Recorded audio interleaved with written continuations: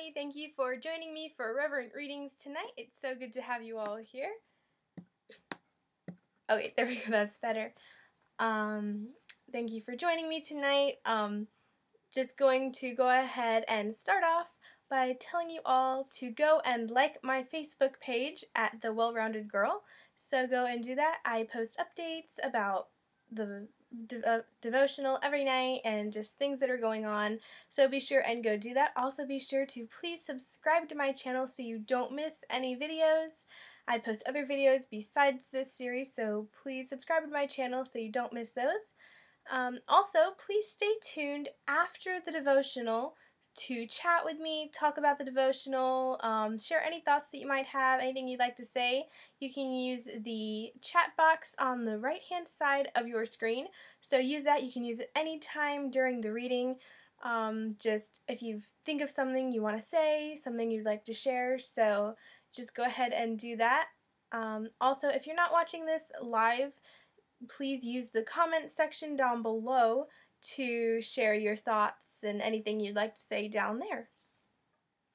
I think we're going to go ahead and get started tonight, and as always guys, in case there's somebody new watching, the devotional book that I am reading from is called Horse Tales from Heaven, and it's by Rebecca Ondav, and she lives in Montana, and she does pack trips and guided horse trips, so just so you kind of understand what's going on.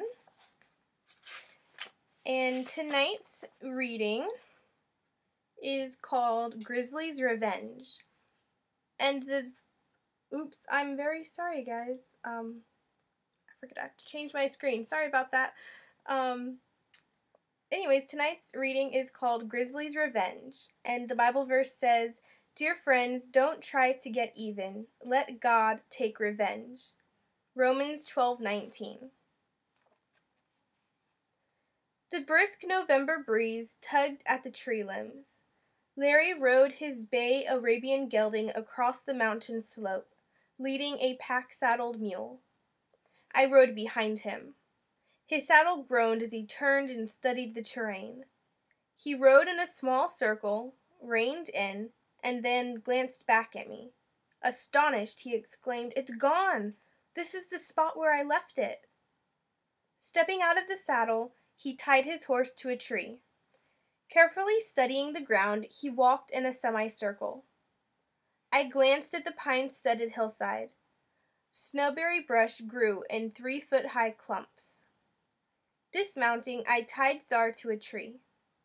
One step at a time, I eased my way across the slope, looking for clues. Today was the last day of a hunting trek.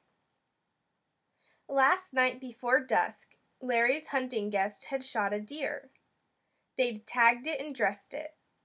Because it was too late to ride back to camp and get a mule to pack it out, they left the deer on the mountainside. This morning, I'd asked Larry if I could ride with him when he went to pick it up. I loved exploring new country. After helping the wranglers pack up camp, the guests and wranglers had turned their horses toward the trailhead. Larry and I mounted up. I grabbed the lead rope on a pack mule, and we headed up the mountain behind camp. My boss bent over something in the dirt. "Wow, look at this! I found the thief." I walked over and stared down. Larry pointed to the imprint of a huge oval pad with 5 toes about it. "It's a grizzly. Know how I can tell?" I shook my head. He pointed to an indentation several inches from the toe. "That is the end of one of the claws." He put his hand next to it. "His claws are as long as my fingers. A black bear has short claws." The hair on the back of my head prickled. I'd heard stories of grizzlies sticking their claws into the crack above a car door and prying the door off its hinges. I'd looked around, hoping the critter wasn't close by. Larry bent over, studying the ground. Step by step, he worked out the trail. There were marks for 10 feet where the bear had dragged the deer. Then the bear, obviously massive, had probably slung the deer over his shoulder and walked off like it was carrying a knapsack. Larry rubbed his brown beard. My hunter will want to know what happened. Let's go find that deer, or what's left of it. We led our animals and bushwhacked on foot across the hillside. Studying the leaves on the bushes, we looked for drops of blood and checked every bent-over blade of grass. All I could think about was how the hunter had saved his money for years, bought an expensive license, paid for a guided hunt, and flown out here. He'd shot a nice deer, but this blasted bear had stolen it. The further we went, the angrier I got. About a half hour, the tracks led us to a fresh mound of dirt. Larry and I dug with our hands, tossing sticks and rocks to the side. We uncovered a half-eaten deer. The bear had buried it to keep the ravens and eagles from eating it so he could come back later to finish it off.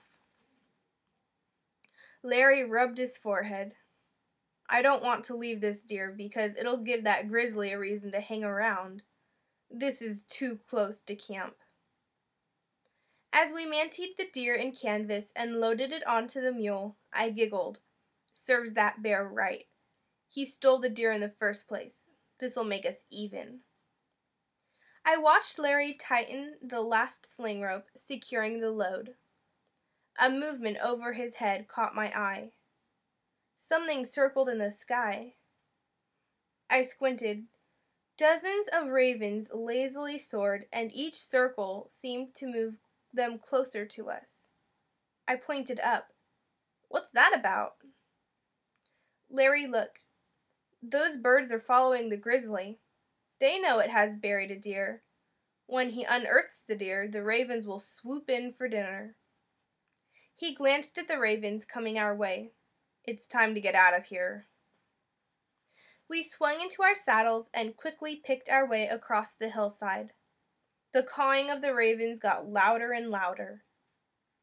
I kept glancing over my shoulder, sweating as I watched those black birds.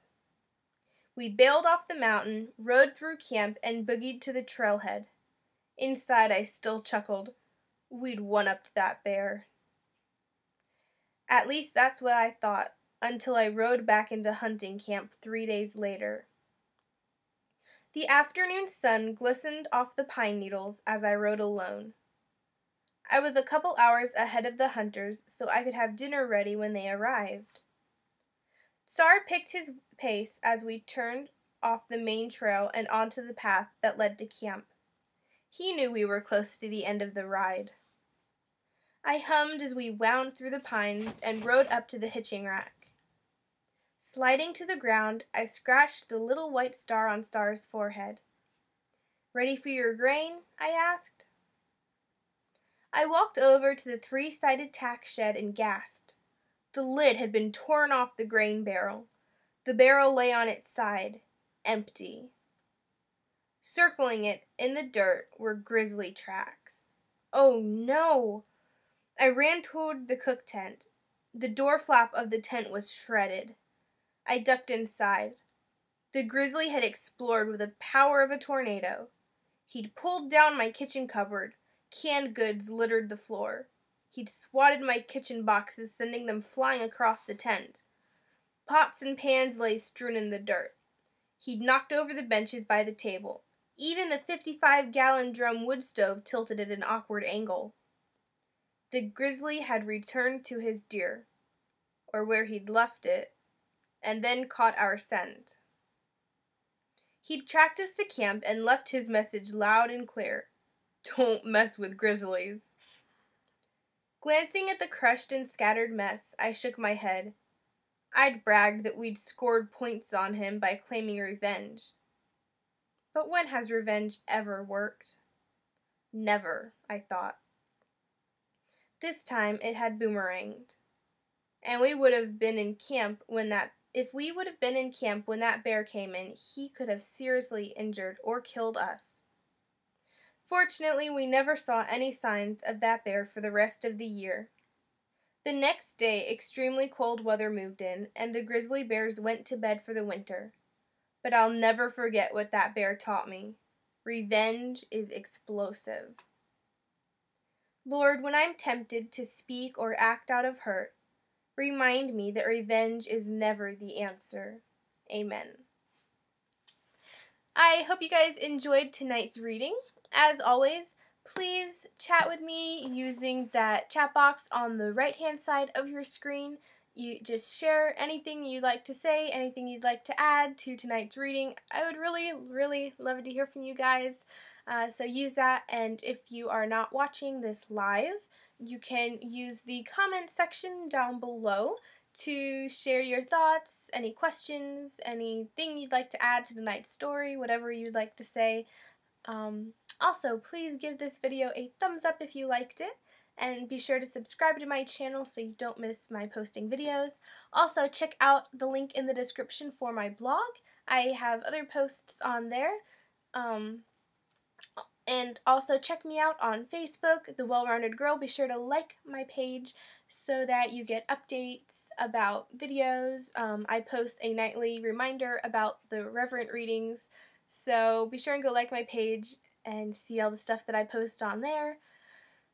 Also, there is a very, very special link in the description for a free 30-day trial of Amazon Prime. Click that link in the description. You'll get a free 30-day trial of Amazon Prime, and you get free 2-day shipping on all the Prime items, unlimited access to the Prime movies, music, books, and so many other features. Please go check it out. And when you sign up for your free trial through that link, you are supporting this channel and this series, so please check it out. I think that is about it, guys. Thank you so much for watching. I hope you guys have a great night and a great day tomorrow. Be sure and join me here tomorrow night and the rest of this week at 9:30 every night. So be sure to tell all your friends to join us here for the devotional reading, and I will see you guys tomorrow night. Have a wonderful night, guys. Good night.